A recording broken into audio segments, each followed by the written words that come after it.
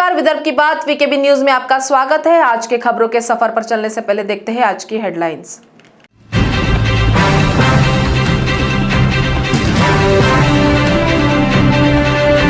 क्या मुंबई को दहलाने की एक बार फिर हुई साजिश? मुकेश अंबानी के घर के पास स्कॉर्पियो में मिली विस्फोटक की सामग्री।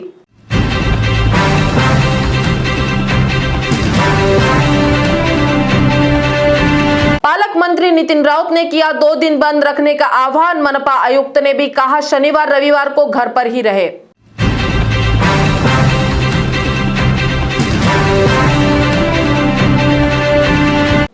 और नागपुर महानगर पालिका ने दिव्यांग कल्याण के लिए किया बड़ा ऐलान। मनपा के बजट में 7.5 करोड़ का किया प्रावधान।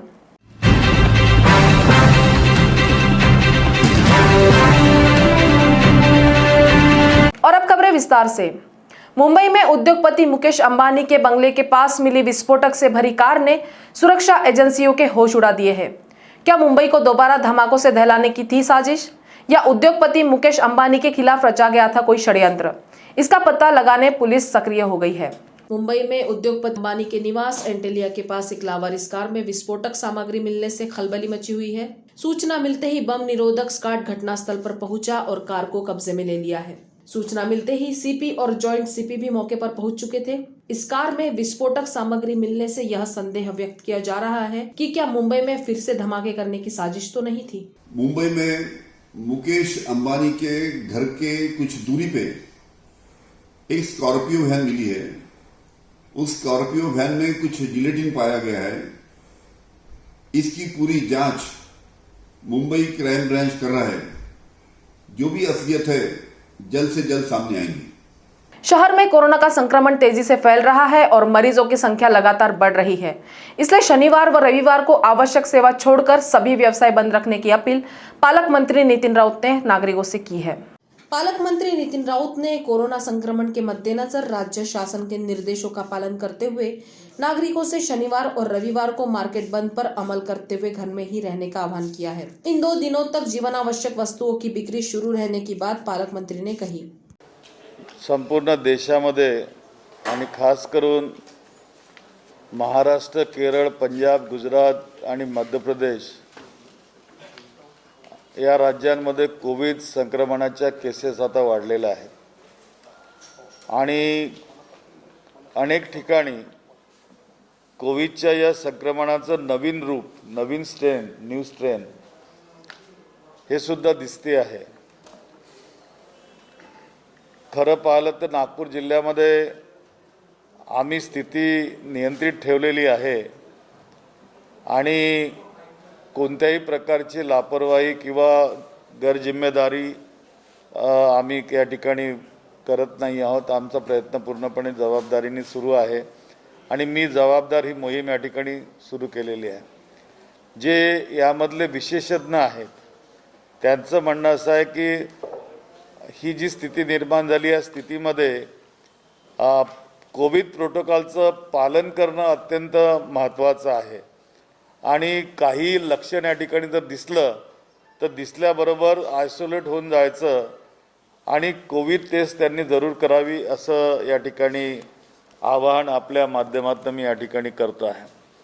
आज मी या संपूर्ण परिस्थितीचा आढावा या ठिकाणी घेतला आणि त्या आढावामध्ये आरोग्य पथकांच्या गृहभेटी संख्येत वाढ झाली आहे काय, तर त्यामध्ये आपण सांगू इच्छेन की 3 पटीपेक्षा जास्त चाचण्या आपल्याकडे आता सुरू आहेत।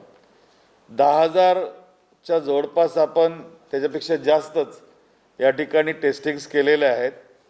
मुंबईचा आकडा 11,000 आहे आणि आपल्या नागपूरचा आकडा 10,000 आहे दररोजचा।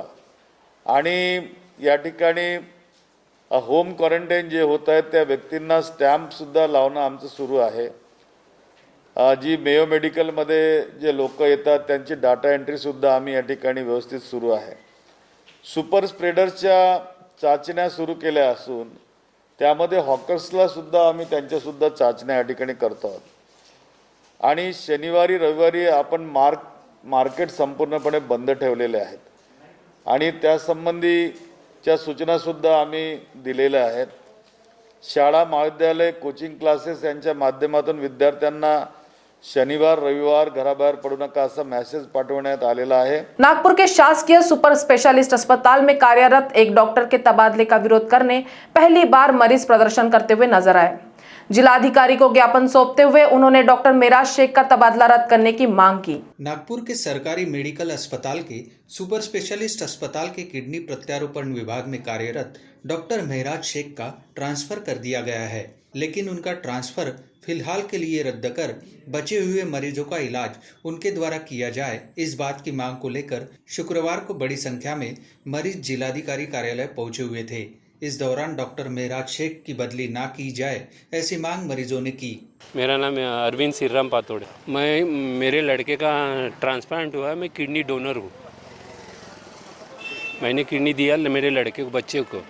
तो हमको जो जैसा डायलिसिस में हो गया या किडनी ट्रांसप्लांट होने के बाद जो प्रॉब्लम भी आते हैं छोटे मोटे, तो ये सर से हम एनी टाइम कोई भी समय में हमको एडवाइस मिलता है, बाकी लोगों को भी मदद मिलती है। अगर समय पर कोई पैसा नहीं रहा तो वो भी मदद करते हैं। सभी को कोई भी समय अगर छोटा मोटा भी प्रॉब्लम आए तो बताते हैं, सलाह एडवाइज़र जैसे। और ये इसीलिए हमको ये सर चाहिए। प्रशासन यही कि ये सर हमको चाहिए, बाकी के आएंगे वो भी कर सकते हैं। ये सर का है कि सभी लोगों को बाहर का, जैसे विदर्भ में 8-9 जिले हैं, 9 जिले के लोग आते हैं, सबको एनी कोई भी समय पे कोई भी प्रॉब्लम अगर क्रिएट हुआ तो ये सर बताते हैं हमको। हमारे कोई भी नॉर्मल रहो, छोटा रहो, बड़ा रहो, सब प्रॉब्लम हमको ये बताते हैं। और पैसे की भी मेरे को नहीं है, बाकी के लोगों को भी अगर कोई समय पे पैसे नहीं रहते, दवाई हुआ है, वो भी मदद करते हैं सर हमको। मिली जानकारी के मुताबिक doctor Mehraj Sheikh super specialist अस्पताल में ट्रांसप्लांट कोऑर्डिनेटर का कार्य कर रहे हैं। ऐसे में सरकारी अस्पताल में आने वाले गरीब मरीजों को वो आर्थिक रूप से भी मदद करते हैं, जिसे देखते हुए अचानक डॉक्टर मेहराज शेख के ट्रांसफर से मरीजों में बेचैनी है, जिसे देखते डॉक्टर मेहराज भी यहाँ पहुँचे थे। सबसे पहले मैं जीएमसी का ही स्टूडेंट हूँ, 08 बैच का। और मैं जैसी पढ़ाई ख़त्म हुई, मैं फर्स्ट नौकरी, और मेरी पूरी बहुत आत्मीयता है जीएमसी से। और मैंने इंटर्नशिप के बाद डायरेक्ट वहाँ पे अप्लाई किया। और मुझे डॉक्टर निसवाड़े, अभिमन्यु निसवाड़े सर ने, जब ट्रांसप्लांट 2004 से परमिशन थी, लेकिन 2016 में जब मैंने ज्वाइन किया फरवरी महीने में, तब से पहला ट्रांसप्लांट हुआ। जो फर्स्ट ट्रांसप्लांट है वो लड़की भी यहाँ पे आई हुई है, जिसका 66 नंबर का ट्रांसप्लांट, वो लड़की भी यहाँ पे आई है। सब लोग समर्थन में इसलिए आए हैं क्योंकि कोऑर्डिनेशन को our dean doesn't know the law. मेरा ट्रांसफ़र सर जीएमसी कैजुअल्टी में है। उनका डायरेक्ट ये कहना है कि अगर आप कैजुअल्टी में नाइट ड्यूटी करते हैं तो मैं तुमको ऑर्डर देता, आगे का रिन्यूअल कंटिन्यूशन देता हूँ। एक्चुअली मेरे पास आज तक के 600 लोग आए होंगे, लेकिन 66 ट्रांसप्लांट इसलिए हुए क्योंकि 90% लोगों के पास पैसा नहीं रहता है। ये हमारे समाज की विफलता है। ऑल ओवर महाराष्ट्र सबसे ज़्यादा गवर्नमेंट हॉस्पिटल में ट्रांसप्लांट यहीं पे सुपर स्पेशलिटी में होता है, ठीक है। और बहुत मुश्किल से ट्रांसप्लांट होता है, लेकिन हमारे को खतरा इसके अलावा ये भी है, मुझे भले ही मैं रहूँ ना रहूँ यहाँ पे इस पोस्ट पर मुझे खतरा इस बात का भी है कि ये सारा प्राइवेटाइजेशन हो जाएगा। गरीब लोगों का यहाँ पे ट्रांसप्लांट होना बहुत मुश्किल हो जाएगा, क्योंकि कोई इसका संज्ञान लेने वाला नहीं है। हमारा जो ट्रांसप्लांट का लाइसेंस था उसको भी 5 साल हो चुके हैं, उसका रिन्यूअल का पूरा डॉक्यूमेंटेशन भी मैंने किया हूँ। मैं यहाँ पे जिलाधिकारी साहब और हमारे माननीय पालक मंत्री डॉक्टर नितिन राउत साहब से भी मिलने आया था। उनके भाई के भी पेशेंट थे, उनका भी इलाज, तो उन्होंने भी वो बोला कि ऐसा नहीं होना चाहिए करके, ऐसा हमें आश्वासन दिया गया है। हम डीन सर से बात करेंगे। तो हम मिले सर को, जब कोविड की मीटिंग थी आज विभागीय आयुक्त कार्यालय में, उसके बाद हम मुलाकात हुई हमारी। लेकिन मुझे गुप्ता सर ने अंदर आने से रोक दिया, डीन सर उनके पास राउत साहब से, और अपनी ही वो मोनोपोली चलाने लगे हैं। तो इस तरीके से काम हो रहा है। तो बहरहाल नागपुर जिलाधिकारी कार्यालय के सामने एक सरकारी अस्पताल के डॉक्टर के समर्थन में ये पहला मामला होगा, जब वृद्ध हो या जवान, हर उम्र का मरीज जिलाधिकारी कार्यालय पहुंचा था। नागपुर से ब्यूरो रिपोर्ट वीकेबी न्यूज के लिए। नागपुर महानगर पालिका ने दिव्यांगों के लिए बड़ा फैसला लिया है। महापौर दयाशंकर तिवारी ने बताया कि 7.5 करोड़ के बजट प्रावधान से दिव्यांगों को कई योजनाओं का लाभ मिलेगा। नागपुर महानगर पालिका के बजट में आरक्षित निधि के संबंध में हुई बैठक में दिव्यांगों के संबंध में महत्वपूर्ण निर्णय लिए गए हैं। महापौर दयाशंकर तिवारी ने बताया कि दिव्यांग खिलाड़ियों, छात्रों और व्यवसाय करने वालों के लिए बजट में 7.5 करोड़ रुपए का प्रावधान है। दिव्यांगों को क्या क्या लाभ मिलने वाला है, इसकी जानकारी उन्होंने एक पत्रकार वार्ता में दी। नागपुर महानगर पालिका के बजट में दिव्यांग लोगों के लिए जो आरक्षित निधि रखी गई थी उस निधि की आज बैठक संपन्न हुई। उस समिति के अध्यक्ष महापौर होने के कारण आज महापौर बनने के बाद मैंने पहली बैठक ली और यह बैठक प्रतिमाह लेने का हमने निर्णय लिया। आज जो प्रमुख निर्णय लिए गए वो प्रमुख निर्णय मैं आपके साथ बताना चाहूँगा कि महानगर पालिका के माध्यम से जो हम लोग ट्राइसिकल देते हैं दिव्यांगों को, ट्राइसिकल जो होगी वो लोकल मैड की होना चाहिए, इस प्रकार का निर्णय हमने लिया। कारण कानपुर से हम जो ट्राइसिकल लेते हैं उसमें यहाँ सर्विस स्टेशन न होने के कारण दिव्यांग बंधुओं को बहुत ज़्यादा अड़चन होती है। इसके साथ साथ यह भी निर्णय लिया कि हम लोकल में भी जो लेंगे उसमें जिन कंपनियों के रेट निर्धारित करके हम लोग ये तय करेंगे उसके डेमोन्स्ट्रेशन फीस यहाँ महानगर पालिका में रखे होंगे। किसी एक कंपनी का नहीं लेंगे, दिव्यांग बंधु उनको तीनों को चेक करेगा और चेक करने के बाद उसकी सम्मति के अनुरूप उसको जिस कंपनी का पसंद आएगा उसे देने का निर्णय हमने लिया है। उसके लिए वह जो सप्लाई कर रहा है वह बरोबर है या नहीं, यह देखने के लिए हमारा कारखाना विभाग का एक अधिकारी उस पर ध्यान रखेगा कि उसके द्वारा दिए गए स्पेसिफिकेशन के अनुरूप वह बनी है या नहीं, और जिसका यहाँ पर सर्विस सेंटर होगा उसी को देने का निर्णय हमने लिया है। दूसरा निर्णय, समाज में जो कर्णबधिर है उन कर्णबधिरों के कान के ऑपरेशन की दृष्टि से जिनसे उनकी श्रवण शक्ति वापस आ सके, जिससे उनका कल बोलना और सुनना दोनों शुरू हो सके, इस दृष्टि से महानगर पालिका के माध्यम से कॉपलर इंस्टॉलेशन का एक बजट हमने रखा है जिसमें 25 लाख रुपए की निधि हमने रखी है। इससे हमारे जो कर्णबधिर बंधु है उनके कान का ऑपरेशन करके कॉपलर इंस्टॉल करके उनकी श्रवण शक्ति को वापस लाने का नियोजन भी नागपुर महानगर पालिका के माध्यम से किया है। इसमें विशेष रूप से महानगर पालिका ने अपने बजट में 25 लाख रुपए का नियोजन किया है और समग्र शिक्षा अभियान के अंतर्गत जो भी विद्यालय में विद्यार्थी पढ़ते हैं उन विद्यार्थियों के लिए अगर उनको यह अड़चन है तो इसका नियोजन राज्य सरकार के माध्यम से, केंद्र सरकार के माध्यम से योजना में किया गया है। नागपुर शहर के किसी भी विद्यालय में पढ़ने वाला विद्यार्थी अगर वो कर्णबधिर है तो उसके ऑपरेशन की व्यवस्था नागपुर महानगर पालिका के माध्यम से समग्र शिक्षा के अंतर्गत की जा सकती है। अगर वह विद्यार्थी 12वीं के अंदर पढ़ रहा है, यह सूचना भी आपके माध्यम से देना चाहते हैं। नागपुर मनपा आयुक्त राधाकृष्णन बी ने कल से 2 दिन व्यवसाय बंद रखकर घर में ही रहने की अपील नागरिकों से की है। शनिवार और रविवार को मार्केट पूरी तरह बंद रखकर कोरोना के संक्रमण को नियंत्रित करने में प्रशासन को सहयोग करने की अपील मनपा आयुक्त राधाकृष्णन बी ने की है। उन्होंने मास्क, सैनिटाइजर और सोशल डिस्टेंसिंग का पालन करने का आग्रह नागरिकों से किया है। आपल्या या कोरोना प्रादुर्भावाकडे आपण पाहत असताना काही याचा आळा घालण्यासाठी काही कठोर निर्णय, कठोर रेस्ट्रिक्शन्स आपल्याला करणे आता आपल्याला अनिवार्य झालेले आहे। त्या दृष्टिकोन ठेवून आपण बरेच काही रेस्ट्रिक्शन्स आपण आणलेले आहे। त्याचा एक महत्त्वाचा भाग म्हणून आता येणारी शनिवार रविवारच्या दिवशी आणखी या रेस्ट्रिक्शनचा एक कठोर पद्धतीने काही गोष्टी आपण राबवणार आहोत। त्याकरिता प्रत्येक नागरिकांनी याचं पूर्ण सहकार्य करणे आवश्यक आहे।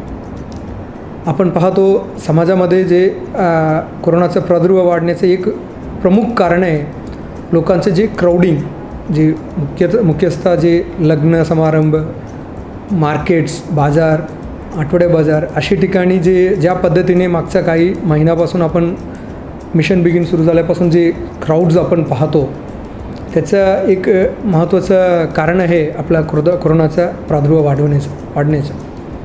आणि तशा करत असताना खूप लोक जे कोरोनाचा महत्त्वाचे जे विषय कोरोनासाठी जे कोविड अप्रोप्रिएट बिहेवियर म्हणतो, जे मास्क वापरणे, सोशल डिस्टन्सिंग मेंटेन करणे किंवा हँड सॅनिटाईज करणे याकडे काही प्रमाणे दुर्लक्ष झालेले आहे। त्याचं एक कठोर पद्धतीने त्याच्यावर एन्फोर्समेंट करण्याकरिता आपण आपल्या NDS, आपला महापालिकेचं NDS टीम आणि पोलीस यंत्रणा यांच्यामार्फत एक मोठा मोहीम आपण सुरू केलेली आहे। पूर्ण शहरामध्ये ठिकठिकाणी ज्या ठिकाणी आपल्याला लोक बिना मास्क आढळतात त्यांच्यावर दंडात्मक कारवाई करण्याची कारवाई चालू आहे। या व्यतिरिक्त आपण शाळा, कॉलेजेस येणारी 7 मार्चपर्यंत आपण बंदी ठेवण्याचा निर्णय घेतलेले। यानंतर आपण प्रत्येक शनिवार रविवारी आपण सर्व ऑफिसेस गव्हर्मेंट प्रायव्हेट सर्व प्रकारचे offices, shops, restaurant, cinema hall, mall, मार्केटचा एरिया हे सर्व आपण शनिवार रविवार बंद करण्यासाठी आपण ठरवलेले आहे. मी सर्व नागरिकांना विनंती करतो, खूप अत्यंत महत्त्वाच्या कामाशिवाय बाहेर पडण्याचा आपण अवॉइड करणे आवश्यकता आहे. आणि त्याच दिवशी कुठल्याही प्रकारचं अत्यावश्यक सेवा आहे, सर्व अत्यावश्यक सेवा चालू राहतील, कुठल्याही प्रकारच्या अडचणी येणार नाही. त्यामुळे लोकांनी अनावश्यक पद्धतीने बाहर येण्याचा टाळावी. श्रीनगर में आतंकी हमले के दौरान शहीद हुए नागपुर के सीआरपीएफ अधिकारी बडोले के परिवार को शासन की ओर से 1 करोड़ का धनादेश प्रदान किया गया. गत वर्ष आतंकी हमले के दौरान श्रीनगर में शहीद हुए केंद्रीय सुरक्षा बल के सहायक उपनिरीक्षक नरेश बडोले के परिवार को राज्य सरकार की ओर से 1 करोड़ का चेक प्रदान किया गया. शहीद बडोले की पत्नी प्रमीला बडोले को आज पालक मंत्री नितिन राउत ने चेक सौंपते हुए उनका शाल श्रीफल से सत्कार किया.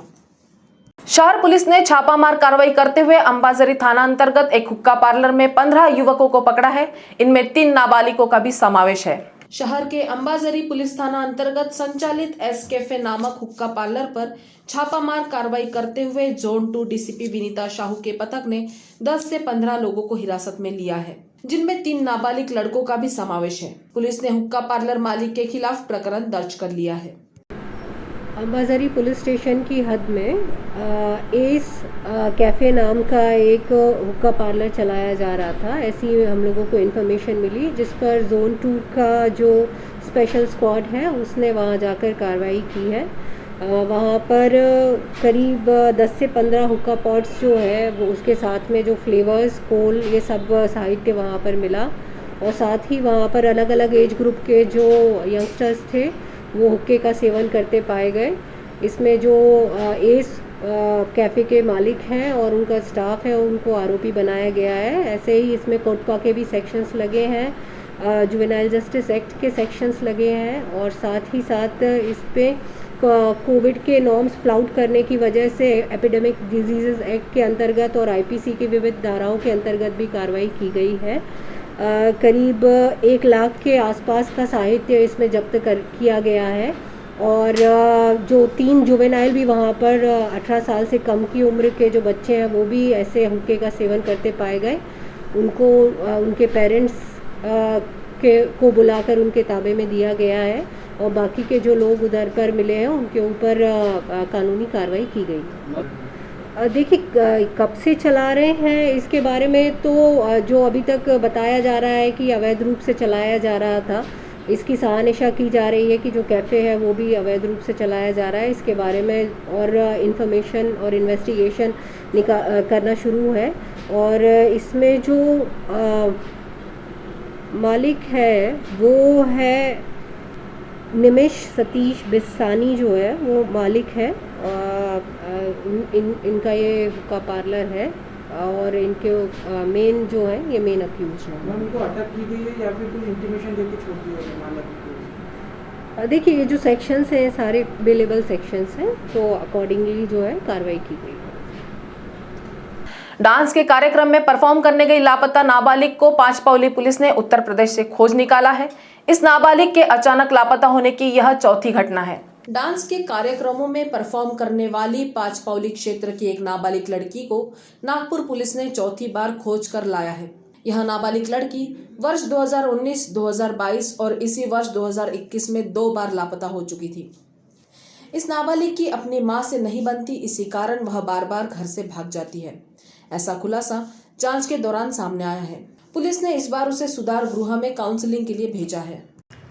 4 फरवरी को तीर्था मनोज शिंदे, इन्होंने पुलिस में कंप्लेंट दी कि उनकी 16.5 साल की लड़की घर से गायब है, घर पे आई नहीं है और वो लड़की डांस के कार्यक्रम करती है.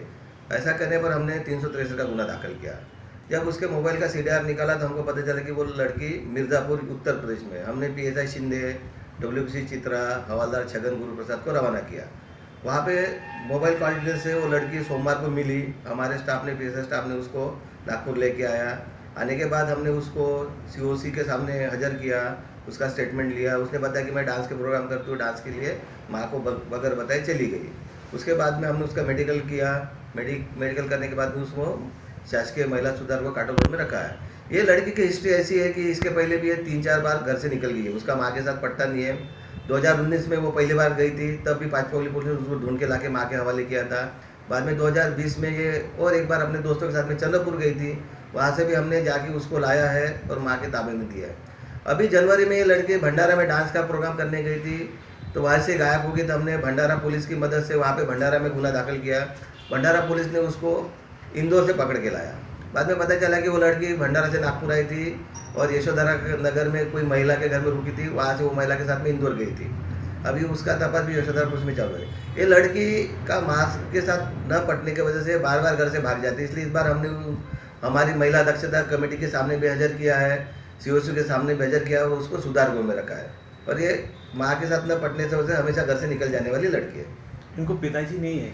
खबरों के सफर में आज इतना ही। आपसे फिर मुलाकात होगी, तब तक बने रहिए VKB न्यूज के साथ। नमस्कार।